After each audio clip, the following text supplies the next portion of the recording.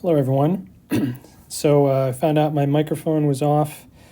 This happens every time the iPad OS updates, and so I have to re-record this, so this won't be identical to this morning's lecture, but I'll try to make it as close as possible. So today we're going to talk about maximum margin classification, which is an improvement over logistic regression in that we're going to be focusing more on the samples close to the decision boundary rather than getting distracted by the easy to classify samples that are far from the decision boundary. So to begin, we have to take a close look at the geometry of the decision boundary, and there's a lot of useful things to observe about it and to use as we go forward in our analysis. So on the right, we have a picture of a toy data set. So we have some blue samples here, some red samples here. And so you can see that this can be perfectly classified if we put a boundary here.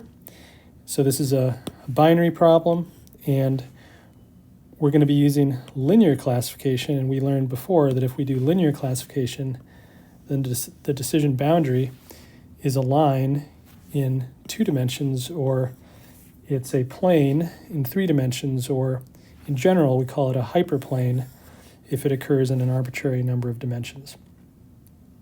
So here's our boundary.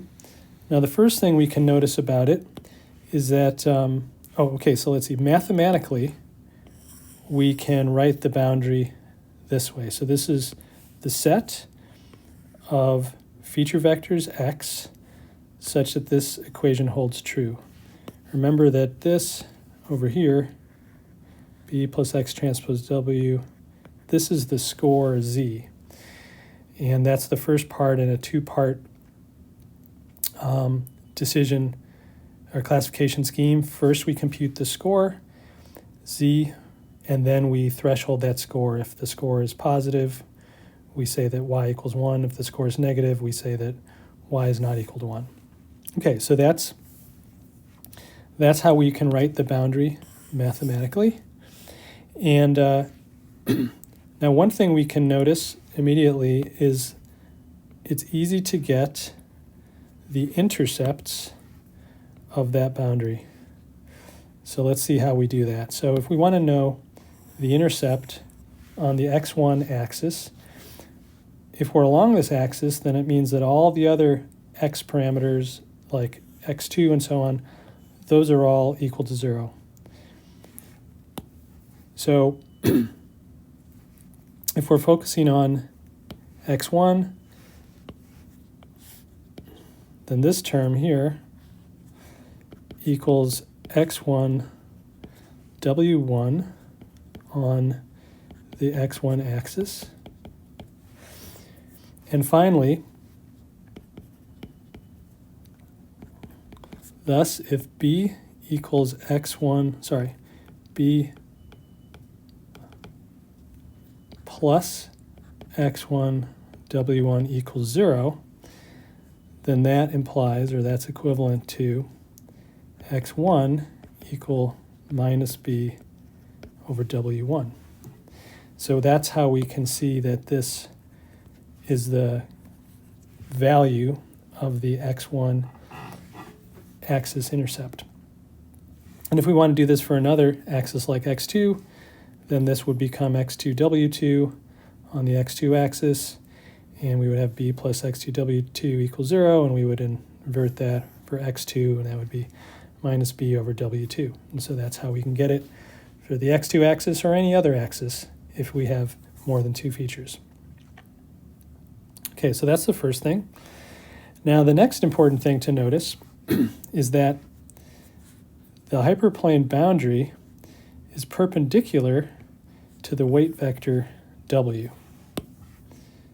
Okay, so why is that perpendicular? Let's imagine that we have 2 points, x1 and x2, that are anywhere on the boundary. So if we think about the vector going from x1 to x2, that would be a vector that is parallel to this boundary. So we would like to know why is that vector perpendicular to this W vector. So, okay, the first thing is for any point, so x1 or x2 on the hyperplane, we know that we have this equation, just like from above. So let's write this down for our 2 points. So we have b plus x1 transpose w equals 0, and then we have b plus x2 transpose w equals 0. And if we subtract the second equation from the first, subtract the left side from the left side, the right side from the right side, we get that this implies that x1 minus x2, that quantity transpose w, must equal to 0, because the b's cancel out. So this equation is written over here. And finally, when you look at an equation of the form a vector A transpose vector B equals 0, that is the same as saying that A is perpendicular to B. They're at right angles in this two-dimensional space.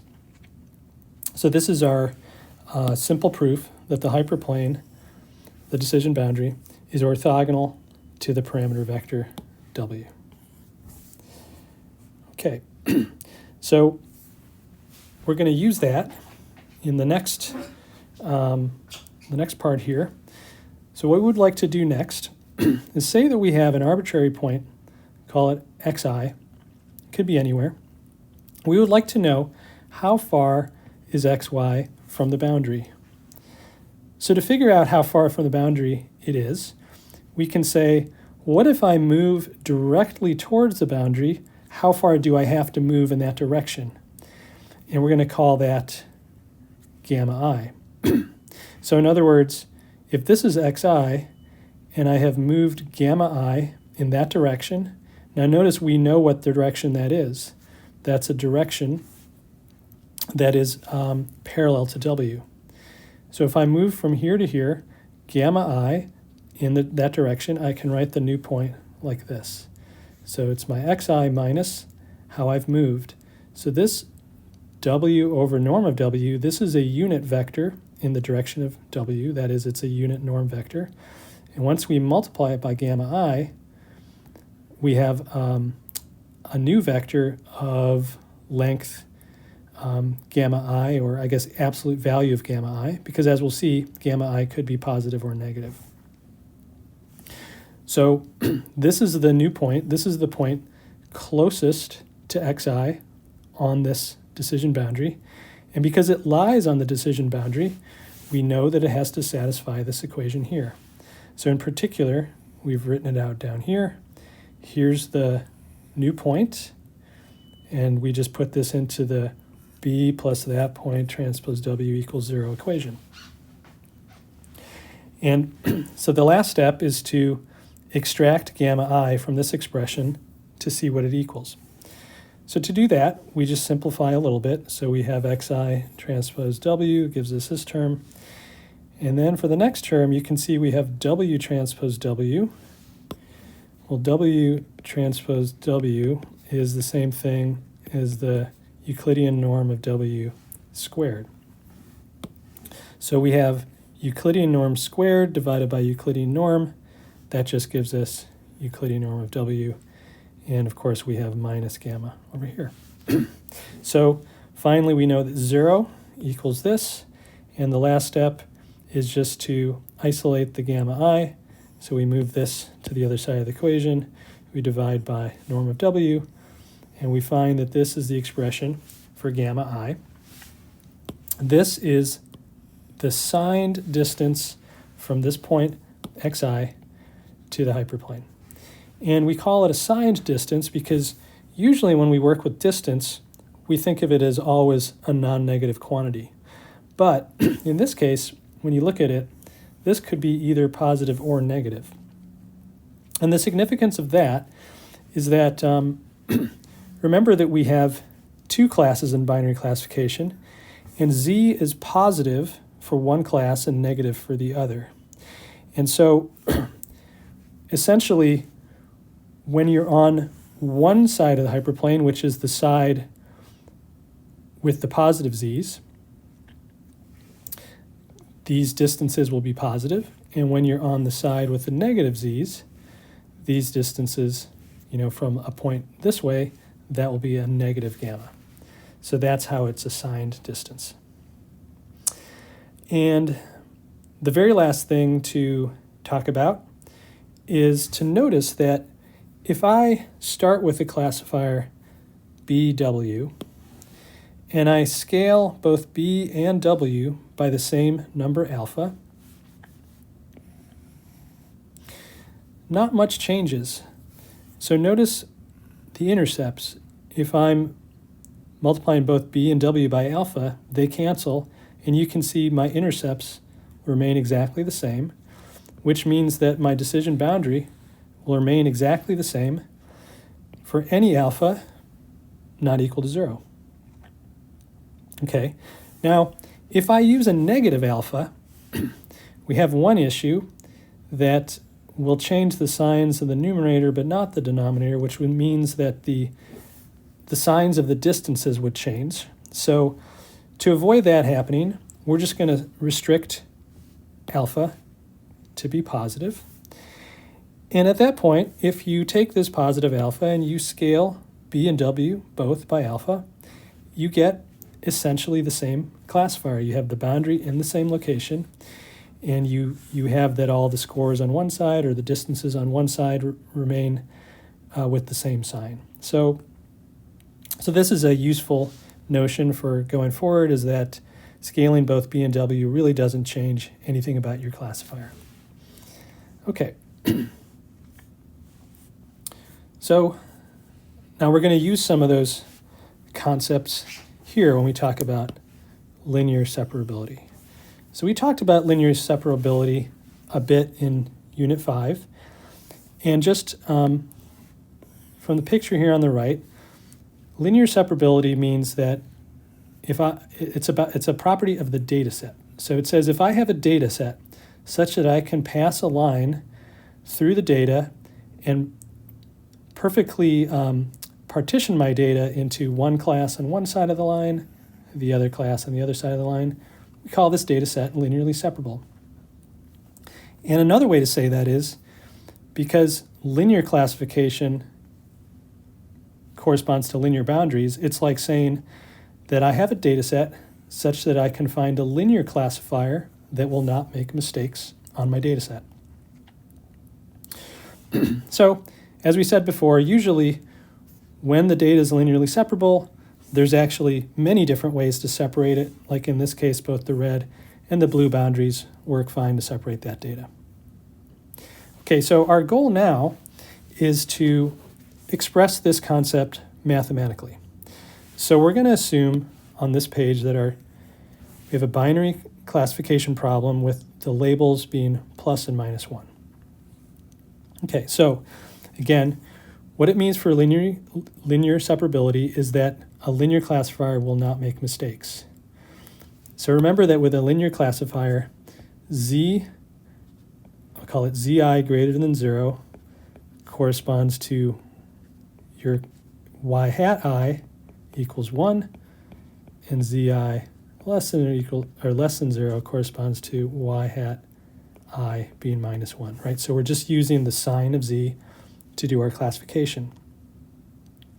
So essentially what we want is that the sign of z agrees with the true label yi, the sign of zi. So here on the left, we can write zi this way. Zi is b plus xi transpose w. So we want that the sign of this agrees with the sign of yi. And so what we can say is that it's greater or equal to some positive number, because then when I take the sign of that positive number, I get 1.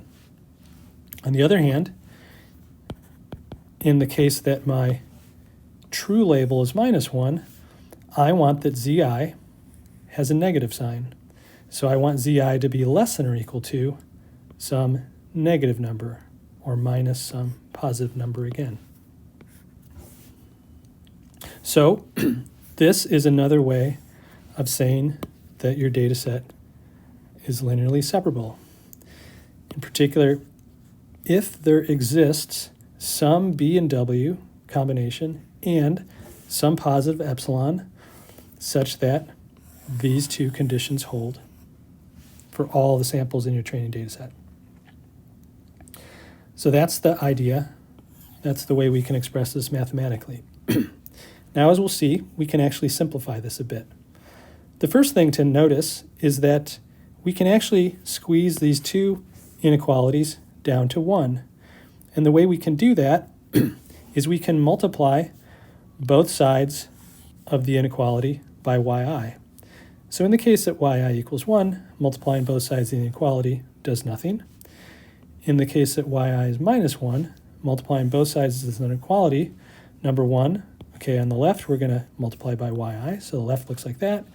But because of the sign change, I have to reverse the sign of the inequality. And finally, I'm going to multiply minus epsilon times minus 1, which gives me positive epsilon. So at the end of the day, I can express both of these conditions together like this. Okay, so this is what it means to be linearly separable. There exists some B and W and some positive epsilon such that this condition holds for all I. Okay, now we can make this even simpler. In particular, we're going to remove the dependence on epsilon. And we can do this because, number one, we saw previously that B and W, this classifier, is equivalent to a scaled version. So here I'm using what we called alpha on the previous page. I'm using that as 1 over epsilon. And if we replace this with beta, actually if we divide both sides of this equation by epsilon, this becomes beta over epsilon, this becomes W over epsilon. And we have a new classifier which is essentially equivalent to this one, so we're just going to replace that back with the B and W originally. So in doing so, we've gotten rid of the epsilon. We've just changed it to a 1. Another way to think about this is if you can find some B and W such that this holds, then you must also be able to find that just by scaling that B and W, both by epsilon, and then dividing both sides of this equation by epsilon, you have a new B and W where this holds. So here, this backwards E means there exists. Okay, so again, there exists some combination of B and W such that this equality holds for all the training data. That's what it means to be linearly separable. Okay, so that's the final expression that we'll use going forward many times. And we can visualize this another way. So let's combine this expression here in the box with this one from the previous page. So you can see that if we multiply both sides of, I'll do it here, yi gamma I equals yi b plus xi transpose w over norm of w. And we're saying that this is greater or equal to 1 for all I. Then you can see that basically by replacing this with 1 and this with a, I guess this is going to be a greater or equal to, we can rewrite this inequality this way. Or actually rewrite it this way for all I. And finally, so again, there exists some B and W such that this must hold for all I. That's what it means to be linearly separable. And this is an important quantity for us, 1 over the norm of W. And so we're going to give it a name. We're going to give it the variable gamma, and we're going to call it the margin. And let's also think about this term. This is going to be the unsigned, or let me call it the sign-corrected distance.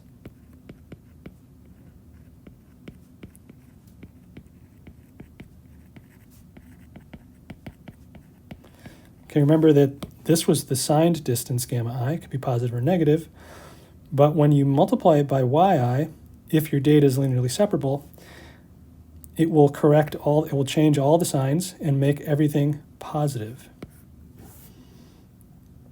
Okay, so finally, if the data set is linearly separable, there exists B and W such that this holds for all I, and we can view this as the sign-corrected distance from the ith point to the boundary, and we can make a picture sort of like this. So here's our data samples, here's our boundary. We know that that is perpendicular to W, so we can put a little square there.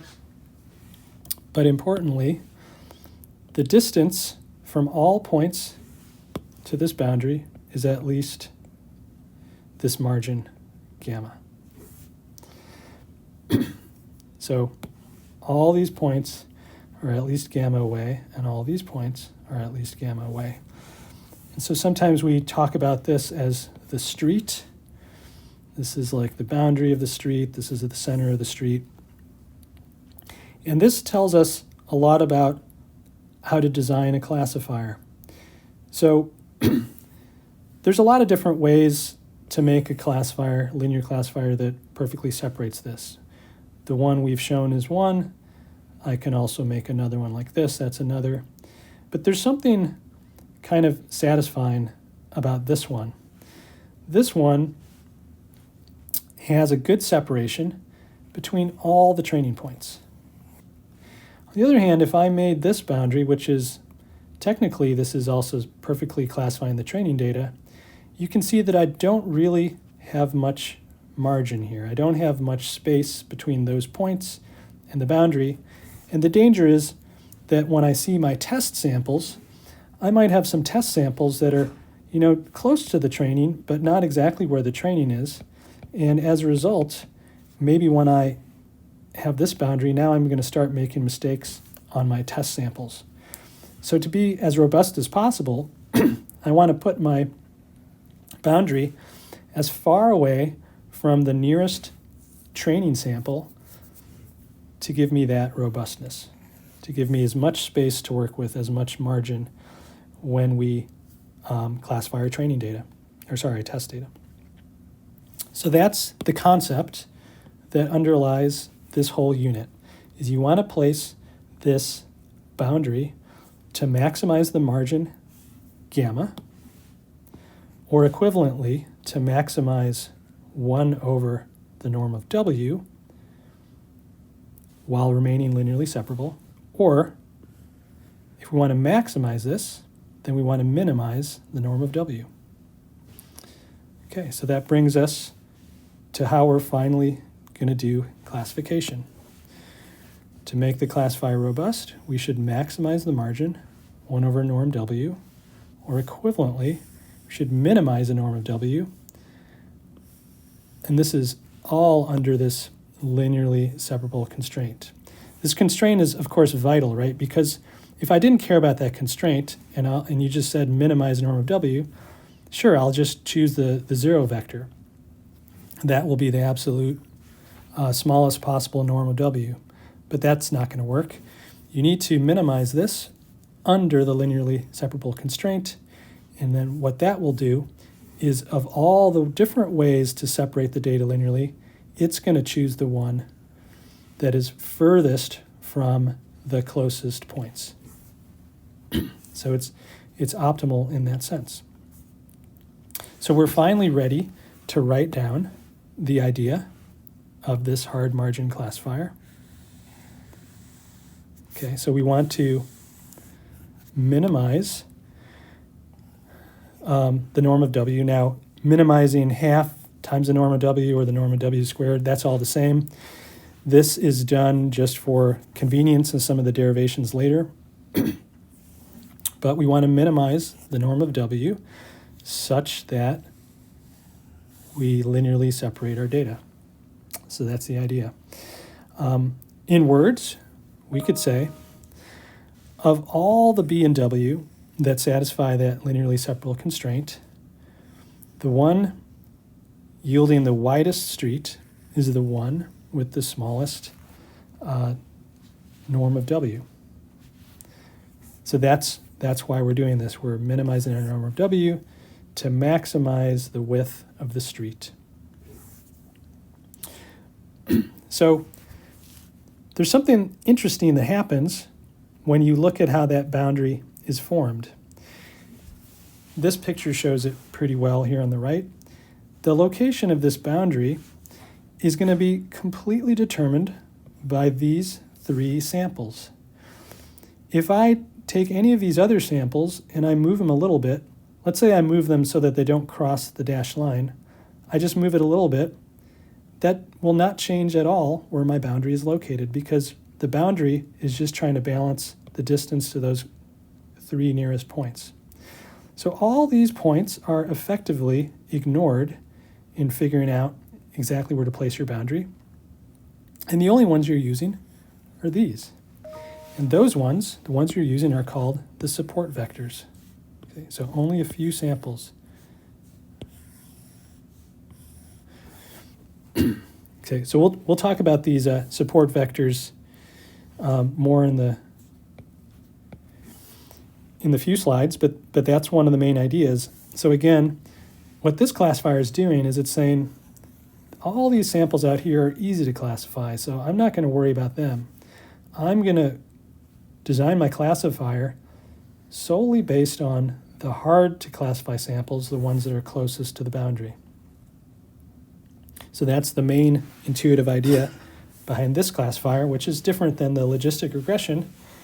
As we'll see in a couple slides, logistic regression ends up using all the points to determine the boundary. So you could say it's getting distracted by some of the easy to classify ones, and maybe it's not paying as much attention as it should to the hard to classify ones. Okay, so this is the idea behind maximum margin classification. Now there's a problem with this approach as we've defined it so far. It's a little bit too simple because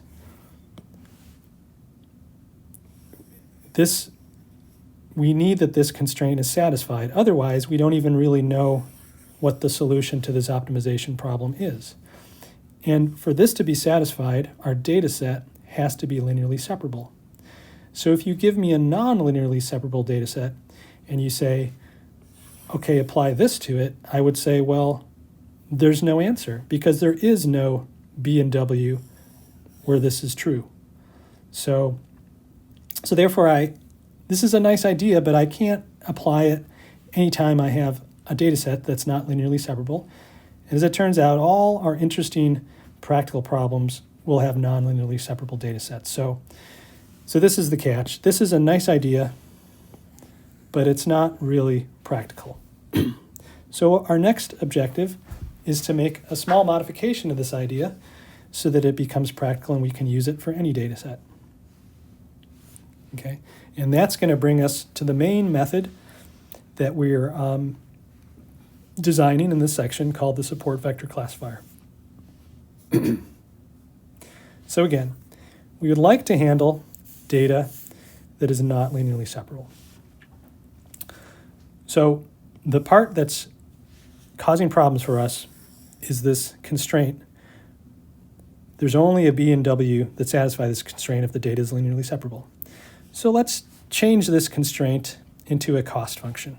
So what we're going to do is we're going to first rewrite this constraint just by moving the left side over to the right. So by doing that, I get 0 is less than or equal to 1 minus yi times this stuff. And just for the sake of being easy to refer to it, I'll say 1 minus yi zi. Okay. So again, this is how we can write linearly separable, the linearly separable constraint. And we said that we may have a data set for which it is impossible to achieve this for all I. So we have to give up on that. Instead, let's try to achieve it as best as we can, but let's acknowledge that maybe it's impossible. So rather than thinking of it as a hard constraint, think about it as a cost. Okay, so the places where we satisfy the constraint, the right side will be negative, or 0 or negative. If this is 0 or negative, and I put it inside this maximization of 0 or that, out will come 0. Okay, so when I build this cost term here, you can see that whenever my constraint is satisfied, so for all the I for which is satisfied, I will add 0 to the cost. On the other hand, if I violate this inequality, that means that this right side will be positive. Then when I take the max of 0 and that positive number, out will come the positive number, right? And the bigger the violation, the more that this is greater than 0, the more I will add to my cost. So what we've done is we've replaced this hard constraint with a cost that if we have linearly separable data and we can find a B and W for which this is satisfied everywhere, in that case, this cost will be exactly 0. But if it's impossible to find such a B and W, this will give us a positive cost. That is something that we can minimize. We can try to find the B and W that make that cost as small as possible. So that's the main idea here. We took all the intuition here, and we got rid of this hard constraint by just replacing that with a new cost term. And so that's where we get, this is the first term from before. Here's how we're replacing that constraint. But now there's one other important thing, is that I need to have an adjustable parameter here, because it's not exactly clear how important is this cost versus this other cost. Remember, this part here determines the width of the street. So is it important to have a wide street or a narrow street, or is it important that samples are staying out of the street? So by adjusting C, we can trade off between those two competing objectives. So what happens is if C is very large, that means we're going to focus on the first term, and we're going to care more about samples violating the margin than we are about the size of the street. And so what's going to happen is we're going to get a very wide street where we can, let me see, am I saying that right?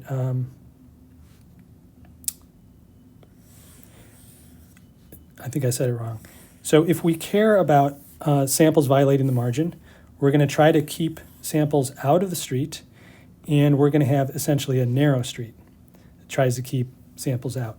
On the other hand, if I make C small, then we're going to say, we don't care as much about this, we care more about this. So that means we care less about keeping samples out of the street, and we care more about the street getting large.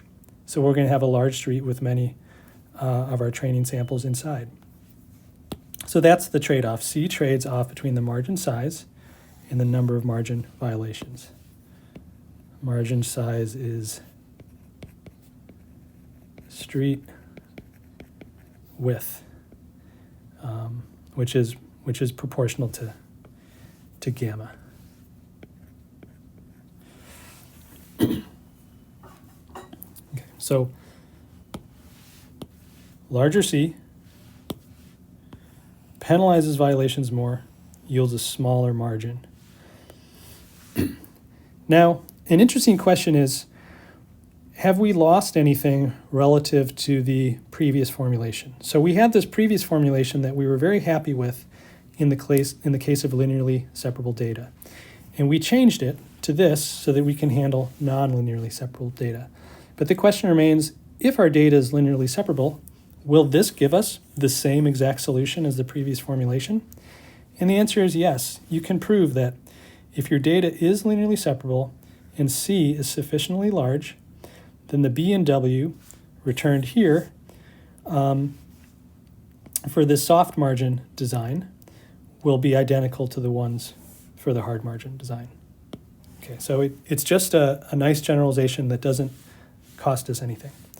All right, so we're going to call this the soft margin classifier or the support vector classifier.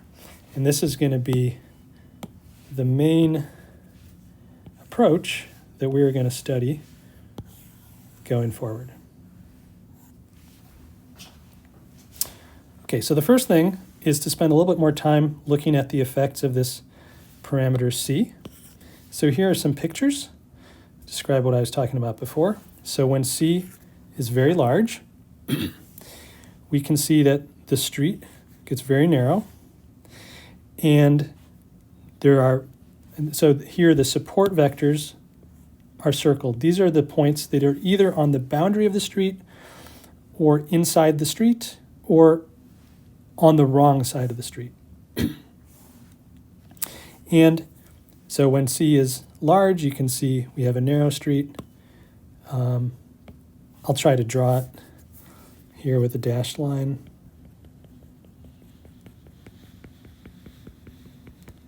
Something like this. I'm not drawing it perfectly. Okay, so you can see it's very narrow. What happens when we decrease C?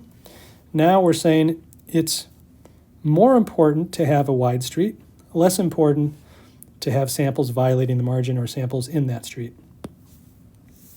So in this case, our street is something like this and something like this. And if we make C even smaller, you can see our street has gotten much wider. Okay. We have now many more of our samples are in the street, which means that they're violating the margin. So here, any red points to the right of that boundary, that's the edge of the street, all these guys we're saying have not violated our margin, but all these other red points have. Some of the red points will be classified correctly, but still, we're calling them violating the margin. And some of them, as you see, will actually be incorrectly classified. Similar with the blue. Okay, so yeah, the support vectors are the circled ones. They are the ones that are determining the boundary. So so as we see, larger C means a smaller margin, narrower street, fewer support vectors. Smaller C means a larger margin, more support vectors. Let's also think about the design or the choice of C from the bias variance trade-off perspective. So let's focus on this case over here. Imagine that I do a sequence of experiments. In every experiment, I collect data, I design my support vector classifier, and I look at where the boundary is. So when C is very large, every time I do this experiment, there's only a few data samples, a few support vectors that will actually determine where my boundary is. And so if I do many experiments with new data, I'm going to have this decision boundary. It's going to be changing a bit every time. And the amount that it changes relative to the average over many experiments, we call that the variance. So when I have very few points here determining the boundary, I get a lot of randomness, effects of randomness, I get a high variance. On the other hand, if I would have chosen this C, then I have many, many points in every experiment determining the boundary. And the boundary is going to be seen as kind of an average of the effect of all those points. And as we know, when you average numbers, your variance on that average decreases. The more numbers we average, the smaller the standard error. The more that the average behaves like a fixed number. So when we have the small c, when we do one experiment after another, we'll see that the location of the boundary doesn't really change that much because it's just an average of many numbers. And that average is going to be pretty stable. So from the variance perspective, when c is large is on the left, we get high variance. When c is small is on the right, we get low variance. Okay, what about bias? So let's take a look at the right picture. If you look closely at where the boundary is, you can see that there's actually a number of samples that are getting misclassified here. These red points, these blue points. So on the other hand, when c is a large number, it doesn't look like many or maybe even any of the samples are being misclassified. So somehow in going from large to small c, my boundary actually got tilted to the left, tilted clockwise. And I started making errors on my training set. I'm no longer fitting my training set perfectly. I'm bringing in some systematic error. That is an example of bias. So here we have low bias, here we have high bias, and here in the middle we have, middle amount of bias. So that's what we see. Low bias when c is large, high bias when c is small. So overall, a really useful way to think about the choice of c is according to the bias variance trade-off. If you use c very large, there's you can get very fine control on where you place that boundary. You can minimize your error, but you'll see a lot of variation across experiments. So low bias is good, high variance is bad. On the other hand, when c is small, you'll see high bias, which is bad, but low variance across many experiments, that's good. Ideally, we want to balance these two things. So in reality, we probably want to choose something in the middle. Now, we don't know that this is the right value. There's some value in the middle, and to find that value, we use cross-validation. We train our model under a hypothesized sequence of different C's, and we evaluate the test classification error for all those different C's, and we see which one works the best. So we do it the same way that we did in the last couple of units. So that's kind of a better understanding of how the parameter C affects the design. Now, one just caution I want to point out is that the pictures here could be a little bit misleading because these pictures are of a data set that is nearly linearly separable. So let me just point that out. Note, data shown here is nearly, or maybe perfectly, I'm not sure, linearly separable. So in this case, it's possible for me to keep increasing C, and the more I increase it, the fewer and fewer training samples I'm going to use, and eventually I'll get down to using, maybe 2 or 3 training samples, and that will define the boundary. But if you try this experiment with non-linearly separable data, then that means you're going to have a whole bunch of blue points over here, a whole bunch of red points over here, and no matter how narrow you make your street, you will always have a bunch of points that are violating the margin. So the number of support vectors is not something that you can decrease just by making C large. You'll, even as your street grows to zero width, you will be stuck with a fixed number of support vectors. And so it's just a little bit different than what we're seeing in these pictures. So I just want to point that out. Again, when the data is not linearly separable, the minimum number of support vectors it can be large in some cases. So increasing C beyond a certain value will not really affect your design. So because, again, the boundary is determined by the support vectors, in some sense, you're adjusting C to vary the number of support vectors, and therefore that will give you a different boundary. But once C is small enough, you're going to be at a minimum number of support vectors, and further increases in C will not change the design at all. Okay. So the last thing we'll do today is we'll look at a direct comparison of logistic regression, which we learned about in the last unit, and this new technique here, the SVC. So here's our support vector classifier as we saw it. Now the only thing we've done slightly differently here is we took the C that was over here and we moved it over there. And in terms of the minimization of W and B, there's really no difference to that scaling of the cost. And this is actually consistent with how scikit-learn implements things, because instead of specifying the regularization strength, they specify the inverse regularization strength. And so that's actually how they're tuning it with C in this way. Now we can do the same thing with logistic loss.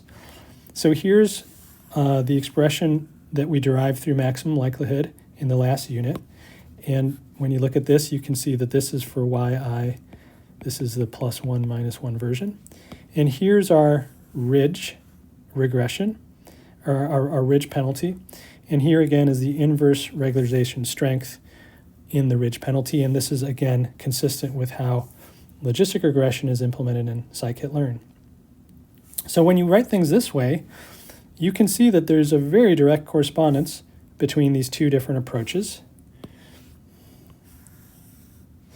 In fact, the only difference is what is in front of the sum. So this is what we call the logistic loss, and over here is what we call the hinge loss. Okay, so why is this called the hinge loss? Well, you can see in this plot down here. So the plot is showing the loss versus this sign-corrected score yizi. So if that's the case, then the hinge loss has a very simple shape. Whenever yizi is 1 or greater, you return the value 0. Whenever yizi is less than 1, then you just have this linearly increasing cost like that. And it looks like a hinge, and so that's why it's called the hinge loss. Now, if we plot the same thing for the logistic loss, we end up getting this smooth curve, which you can see is doing something very similar in that it is not penalizing sign-corrected scores that are large.